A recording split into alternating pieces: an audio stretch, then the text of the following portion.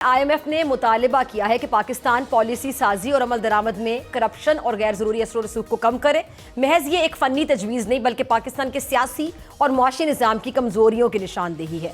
پاکستان میں پالیسی سازی کا عمل طویل عرصے سے طاقتور مفادات، اشرافیہ اور بعض اوقات بیوروکریسی کے ذاتی یا گروہی مفادات کے زیر اثر رہا ہے۔ اس کی وجہ سے شفاف اور عوامی مفاد پر مبنی فیصلے اکثر پسے پش چلے جاتے ہیں۔ یہ سوال بڑا اہم ہے کہ آیا IMF کا یہ دباؤ پاکستان کے لیے ایک موقع ہے یا پھر محض قرضہ لینے کے لیے ایک شرط ہے؟ اگر حکومت پاکستان سنجیدگی سے ان اصلاحات کو اپناتی ہے تو یہ ملک کی معاشی خود مختاری، بہتر طرز حکمرانی اور عوامی فلاح کے لیے ایک نیا باب کھول سکتا ہے۔ لیکن اگر یہ مطالبات محض وقتی منظوری کے لیے قبول کیے جاتے ہیں تو نہ صرف اصلاحات ادھوری رہیں گی بلکہ عوامی اعتماد میں مزید کمی بھی واقع ہوگی۔ پاکستان کی معیشت ایک نازک موڑ پر کھڑی ہے۔ قرضوں کا بوجھ، بڑھتی ہوئی مہنگائی، کرنسی کی گرتی ہوئی قدر اور سرمایہ کاری کے فقدان نے معیشت کو جمود کی کیفیت میں مبتلا کر رکھا ہے۔ ان حالات میں بجٹ جو آ رہا ہے یہ محض ایک سالانہ دستاویز نہیں بلکہ پاکستان کے معاشی مستقبل کا تعین کرنے والا ایک لمحہ ہوگا۔ اگر حکومت واقعی دیرپا مالی استحکام اور پائیدار ترقی چاہتی ہے تو یہ بجٹ ایک اصلاحاتی ایجنڈا ہونا چاہیے، نہ کہ صرف ایک خوش نما اعداد و شمار کا گلدستہ۔ اچھا، جو ٹیکس اصلاحات ہیں، محصولات ہیں، ان میں وسعت، اشرافیہ کے خلاف فیصلے، یہ اصل امتحان ہے۔ پاکستان کا سب سے بڑا معاشی مسئلہ محدود ٹیکس نیٹ ہے۔ اچھا، FBR کی جو ایکٹیو ٹیکس پیئرز لسٹ ہے اس کے مطابق فی الوقت تقریباً 25 کروڑ کی آبادی میں سے صرف 69,97,200 افراد اور کمپنیاں باقاعدہ ٹیکس گزار ہیں، جبکہ لاکھوں نان فائلرز ہیں اور اس بجٹ میں چند اہم فیصلے ناگزیر ہیں۔ نان فائلرز کو ٹیکس نیٹ میں لانا، اس مقصد کے لیے ڈیجیٹل جو ٹریکنگ ہے، نادرا کا ڈیٹا ہے، بینکنگ ریکارڈز ہیں، ان کو بروئے کار لانا ہوگا۔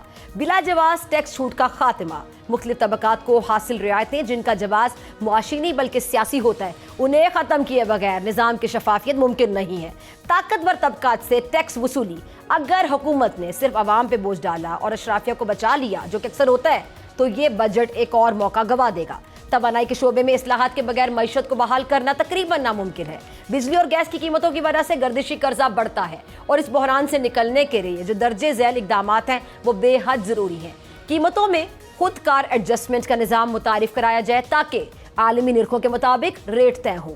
ڈسٹریبیوشن کمپنیوں کی جو نجکاری ہے وہ بڑی ضروری ہے، ان کو نجی شعبے کے حوالے کیے بغیر لائن لاسز اور بدعنوانی ختم نہیں کی جا سکتی۔ سبسڈی کی نشاندہی، ہدف بندی، بلا تفریق سبسڈی کی بجائے جو مستحق افراد ہیں ان کو براہ راست رعایت دی جائے۔ ترقیاتی بجٹ اور سیاسی دکھاوا، کیا ہم دوبارہ وہی غلطی کریں گے؟ اچھا، اس کے حوالے سے جو اگر پبلک سیکٹر ڈیولپمنٹ جو پروگرام ہے اس کو مالی گنجائش کے بغیر بڑھایا گیا تو یہ ترقی نہیں ہوگی بلکہ سیدھی مالی انتظامی ہوگی۔ پروجیکٹس کی تعداد بڑھانے کی بجائے جو سٹینڈرڈ ہے، معیار ہے اور ریزلٹس ہیں، نتائج ہیں، ان پر توجہ دینے کی ضرورت ہے۔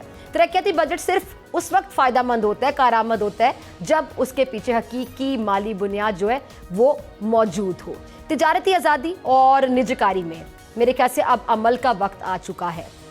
اس حوالے سے ذرا میں آپ کو بتانا چاہوں گی کہ عمل کا جو وقت آیا ہے اس کے لیے حکومت کو آخر کیا کرنا چاہیے۔ تو حکومت کو کیا کرنا چاہیے؟ درآمدی پالیسی کو حکومت کو چاہیے کہ آزاد کرے، اس کے ساتھ ساتھ سبسڈی کی جو سیاست ہے اس سے اجتناب کرے، اور جو تھرڈ پوائنٹ ہے نجکاری کو پاور جو پوائنٹ ہے اس سے نکال کر حقیقت میں بدلنا ہوگا، اور نجکاری اس وقت قابل اعتماد ہوگی جب PIA جیسے ادارے جو ہیں ان کو فوری فروغ دیا جائے، دیگر اداروں کی نجکاری میں شفافیت اور رفتار نظر آئے۔ پاکستان ان ممالک میں شامل ہے جو ماحولیاتی تبدیلیوں سے شدید متاثر ہو رہے ہیں، سیلاب ہو گیا، خشک سالی ہو گئی، غیر متوقع موسمیاتی تبدیلیاں ہو گئی، اس سے معیشت پر بڑے منفی اثرات مرتب ہو رہے ہیں۔ اس تناظر میں ماحولیاتی جو فنڈنگ ہے اس کو صرف بین الاقوامی امداد پر نہ چھوڑا جائے، کاربن ٹیکس اور جو گرین پروجیکٹس ہیں ان کو قومی بجٹ کا حصہ بنایا جائے، قابل تجدید توانائی کو ترجیح دی جائے۔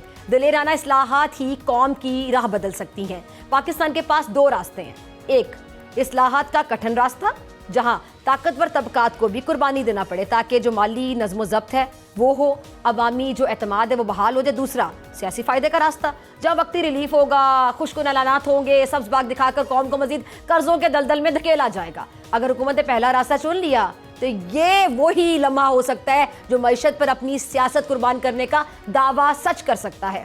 اچھا، اب یہ جو بجٹ آ رہا ہے یہ محض ایک معاشی دستاویز نہیں ہے جیسے کہ میں نے پہلے بھی کہا، بلکہ یہ ایک آئینہ ہے جو یہ دکھائے گا کہ پاکستان نے خود کو تبدیل کرنے کا ارادہ کیا ہے یا پھر ابھی بھی نہیں کیا۔ اگر حکومت نے اشرافیہ کے مفادات پر عام پاکستانی کو ترجیح دی تو یہ بجٹ ایک تاریخی موڑ بن سکتا ہے۔